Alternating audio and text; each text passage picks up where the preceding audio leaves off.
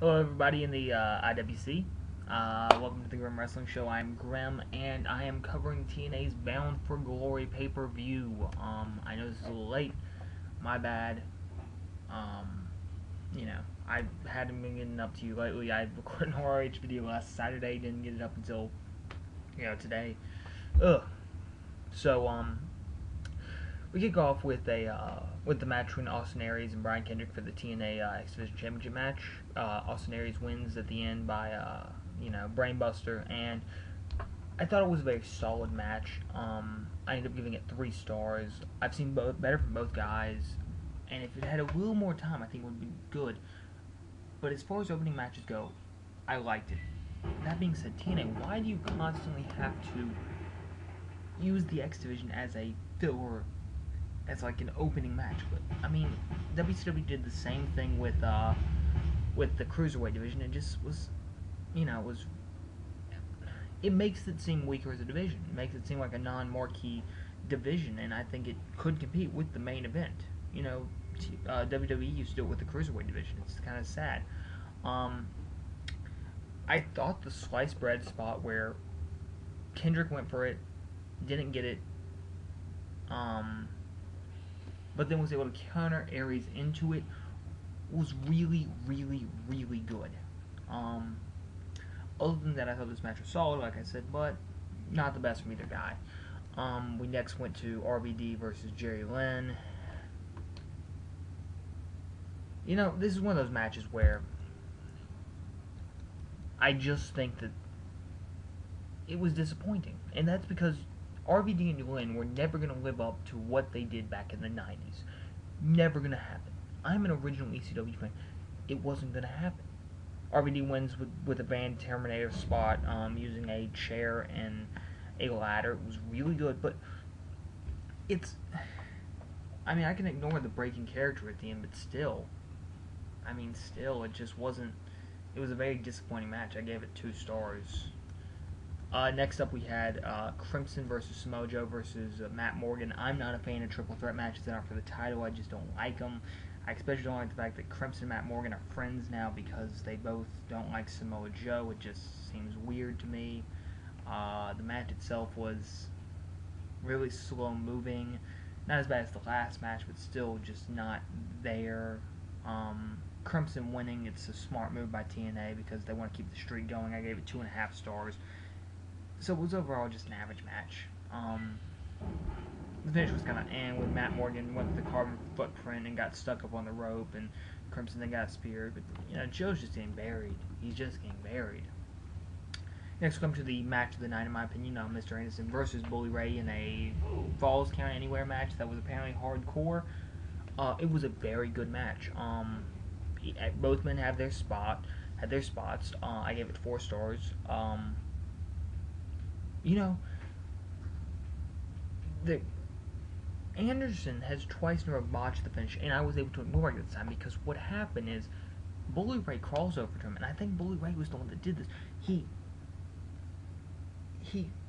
basically audibled in the middle of the match and basically allowed himself to get taken out for TNA's benefit. Thought it was great. The finish was Anderson missing with a Kenton bomb and then hitting a mic check through a table instead, and I thought it was a great finish. A great way to cover up that mistake. But there were really good spots in this, like Ray hitting the Bubba Bomb through the table, and Anderson hitting Ray with a mic check onto a guardrail. But overall, this was just a really, really, really good match. Best so far. Probably actually match of the night, but let's see. Next up, we had Winter versus Mickey James versus Madison Rayne versus Velvet Sky for the TNA Knockouts title. And this segment was all about Karen Jarrett. Just Velvet Sky wins. Mediocre match. 2 stars. Should have given it less, but whatever. I just don't like the fact that Karen Jarrett's basically the star of this entire division. Next. Next up, we had the most disappointing match of the night, in my opinion, which was AJ Styles versus Christopher Daniels in an I Quit match. It was just a disappointing match. I gave it 2 3/4 stars. I was expecting fireworks. I just didn't get them, and it's a shame too because It really could have been something special. But instead, we got this. And I know that we're going to get another part because of what happened. I mean, the fact that the second Daniels got on the mic, this segment went downhill because it just lost what it could have been. And that made me sad. It really did. I mean, we then have the ending where AJ's about to hit him with a screwdriver, Daniels quits and runs away, and it's the same shit we've been seeing in I Quit matches since JBL did in 2005. I mean, honestly. Christopher Daniels is, in my opinion, the second most wasted talent in wrestling history, right next to Owen Hart. I think this match would have been better if they had just done a last man standing match. I hope that's how we end this feud, so we never have to get AJ versus Daniels again. But, maybe part 3 will be good. Maybe. Next up we get to Sting and Hogan, and I'm going to take some time on this one.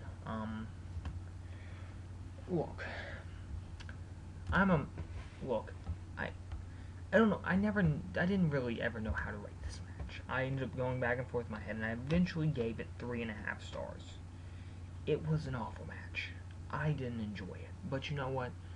I realized that people that grew up with Hogan, I grew up with Macho Man. I was never a Hogan fan, I just never got his gimmick, but people that did loved this match, and I have no right to rain on that parade just because I didn't understand it. It was watchable. I watched it all the way through. It was probably the most watchable match of the night. But it was everything that I hate about Crash TV in one match. But for some reason, it was watchable.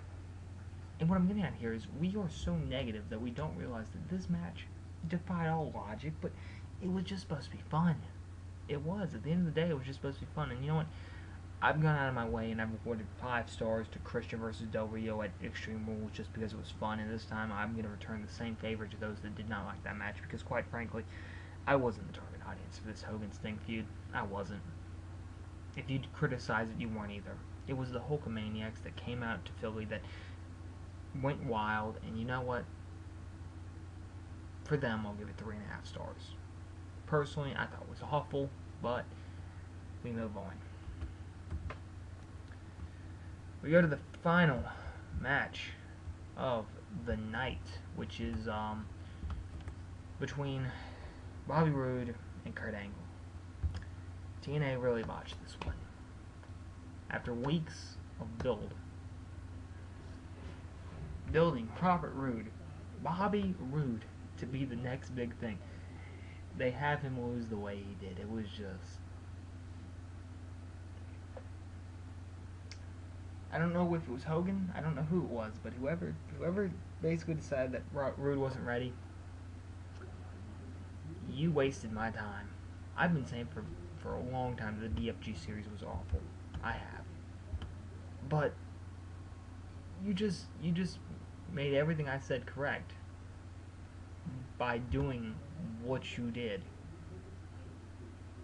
I mean, it's really, really sad to Roode that you show so little faith in the guy that you, instead of just giving him the belt at the pay-per-view, running with this, he doesn't even have to be the champion for that long.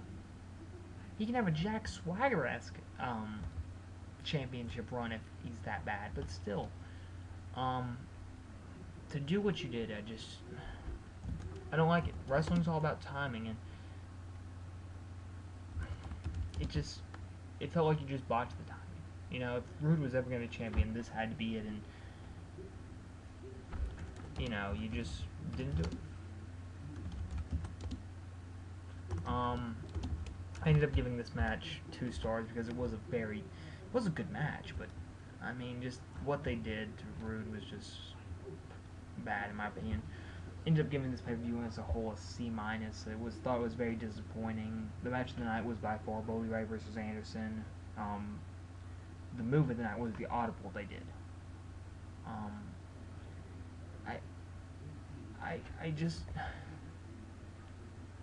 It just made the BFG series pointless and ended this pay-per-view on a sour note, and that's why I did not enjoy this pay-per-view at the end of the day, was because of the main event. Because AJ Daniels was disappointing and because the main event was disappointing. But, you know, it is what it is. So until next time, this is Grim saying peace.